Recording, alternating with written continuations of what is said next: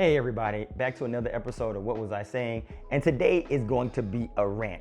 And rant about what, you may say? These fake financial gurus are getting on my damn nerves. I didn't even think about this video until I received an email from somebody who will remain nameless. And they effectively said, hey, my network is crossing this threshold. I want us to all win together. So please sign up for my seminar. Seminar is almost $500, right? And I'm like, okay, well, if you're winning like this, why don't you just get this shit away for free or just point people to the fucking free resources? Because I'm pretty sure he's not a financial advisor, right? I'm pretty sure that this shit is readily available online, and that is what infuriates me. There's so much available online to a much broad, it's a lot broader, has much more depth and substantial, and it's something you can reference later versus purchasing some hot job presentation workshop put together by people. Because they can skate by that, well, I'm not a financial advisor, but hey, let's win together. Let me teach you about stocks. Teach you about stocks. I went to college for this shit.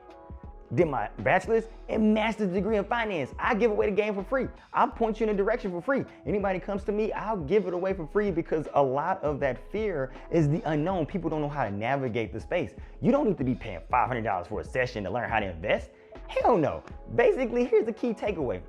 Time value of money is important. Basically, a dollar today is worth more than a dollar tomorrow. So what you want to do is take that dollar today and invest it. Think about long-term strategies. Most people should stay away from day trading. You can do that if you have the risk tolerance, but if you're a beginner looking to pay $500 to somebody to learn about stocks, you probably want to stay away from that shit. That's number one, right?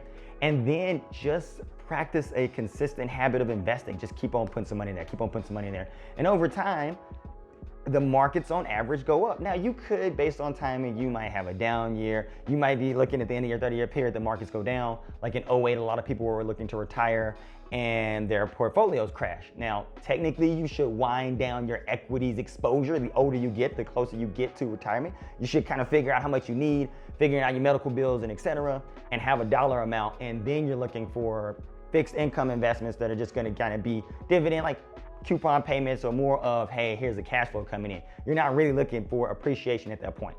That's on average, right? Not saying that that's what you have to do, but if you're trying to be more conservative, that's probably what it is. But if you work on that and tracking your expenses, right? Have an account for every dollar in your budget. Like, this is what I'm gonna do with this is what I'm gonna do with that. Allow some cushion in there, you gotta live. But those are the strategies that are better long-term versus, hey, I saw this guy and his net worth is passing X thousands of dollars and he's so excited he wants to share this knowledge, and I feel, oh my God. I'm like, oh my God, this is amazing. And I know a lot of people are struggling right now during this pandemic, which makes it particularly sleazy if people do that. But hey, it is what it is. Maybe they're intentional, maybe they're not. I just call bullshit. So when you think about it that way, if times are hard, that's even more of a reason to go use the resources online that are available for free. And I will post a link to all of those resources I'm talking about below, so you'll have an opportunity to review them at your own leisure. And they are free. You don't have to pay for it. And it's convenient. You can look at them whenever you want to, instead of that person trying to sell you on something. And then they don't tell you how much of their net worth is coming from the classes that they sell, right? So for me, I just find it really disheartening that people do that. It's like, no, you're not telling me you're giving away something that's really worth that price. Now, somebody could argue, well, they took the time to put it together. That's cool. Then they also took the time to charge $500 for it. When there are hedge fund managers, there are people who have proven investment strategies over a much longer period of time. You're not gonna win everything. That are, maybe they have a book for $10, $15 or whatever the case may be, you can check it out, versus a $500 session. Hell, you're better off going and buying some used finance books instead of doing this crap. But yeah, it just grinds my gears that people do that. Because I'm over here like with Forex, I'll use that. Somebody's like, oh, Forex. I said, what do you mean Forex? Like foreign exchange, like FX currency? They're like, no, Forex. And I'm like, okay, so first of all, the fact that you don't know that Forex actually, like, oh God, it's like currency. The fact that you think and you associate it only with this whatever fucking trading platform shit they got going on, that to me is red flag number one. Number two, the fact that you think, I remember in class we talked about high frequency trading and how the computing power necessary to take advantage of those arbitrage opportunities, like instantaneous, right, transactions. You see this little split and it's like, boom, you capitalize on that, right? And the speed, computing wise, and the bandwidth, like your internet connection, these banks are gonna be, sapping up most of that opportunity.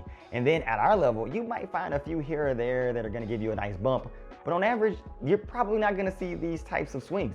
I know people who have gone to Ivy League schools, great finance people are like, yo, don't fuck with the currency exchange. That's just so risky. And again, that's just highlighting how people highlight, oh, you can make this money doing this, right? To the moon type shit. When there are experienced professionals like, no, I'm not trying to deal with that. That's where it's the problem, right? I'm over here saying like, that's a bit advanced. Maybe you should do something else. And I just want people to know that it's so accessible to break down the mystique at a level where it's simple. Like the game is free, it's out there. Before it may have been harder to invest because, you know, the brokerage firms weren't nearby or whatever the case may be, but now you can go online and create an account with anyone. And then on top of that, when you have an account, you're able to access investor reports from Morningstar to give you an idea of what you want to purchase. Me personally, I just fuck with mutual funds. I don't have time to be day trading. I don't. And I don't have time to hear these damn clowns out here with their subpar financial advice. Now, some people are gonna say that I'm wrong for that. I'm just hating on people getting their bag. Like, no. I just don't like the fact that you basically, what is your value add? I don't know. If you want to pay for financial advice, which is good, I'm not saying that you shouldn't have a financial advisor, you know, because they are great resources to utilize, but go for a fee-based financial advisor, right? Somebody that's getting paid by the hour or by the session to give you financial advice. Avoid people that are commission-based, because a lot of times you have these financial advisors who work part of a larger insurance company. They want to try to sell you on whole life, but it's all about their salespeople at the end of the day. Those incentives are structured in a way to push you to a certain product. So they're not totally altruistic, even though their sales pitch will make you think as much, right? You just have to execute a little critical thinking and realize, hey, what is the incentive to move me in this direction? Why would you keep following up with me this much? Do you really care that much? You know, it is what it is. But I ultimately say, do your own research. Don't listen to these people who, they come into the market and right now it's crazy how unregular the market is at the moment, right? They came in with COVID it, and then the market is up, but yet the labor market is still hit. I don't, they're not 100% opened up, but yet the markets just keep going up, and now the Omicron variant is like freaking people out, and it's like, oh, we're going up and we're going down, and all of these meme stocks are popping, and inflation is rampant. I'm just saying, don't waste your money on these damn clowns. I know they're tempting. They got their nice little email newsletters that they send out. They seem like they have the best interest at heart. They do not. They are focusing on their pocketbook at the end of the day. So I'm gonna, again, put some links below that'll give you some free financial resources. I just really feel passionate about that. I want people to make the best financial decisions that they can possibly make, because it opens up your life in so many ways, right? Most people think of financial freedom as, I'm gonna go ball out, have the huge house, the nice car.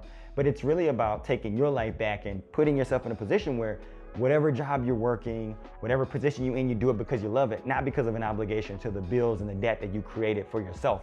Not that you're not weighing yourself down with a lot of debt and doing something you don't love and you're really stressed, and then that causes health problems, which causes hospitalization, which causes more bills, and it's a cycle that goes out of control, like it just spirals out, snowballs out of control. So I want to provide you with those resources to go in. But the first thing I will say today, again, I'll drop them in the link below. Not the link, I'll drop the links below. But again, what I want to tell you, the three things, well, I don't even know if it's three, I'm just gonna list them off. Things that are important to remember. Number one, first, have a budget. Have a budget. And you don't need fancy budgeting software to do it if you're worried about somebody getting your information. Just use Excel and track your expenses and track your income, your net, what you're bringing in each month, or, monthly is probably a good interval to use. And then calculate what's your net after all the expenses are done, right? If you're in a negative, you're in deficit, that's obviously a problem.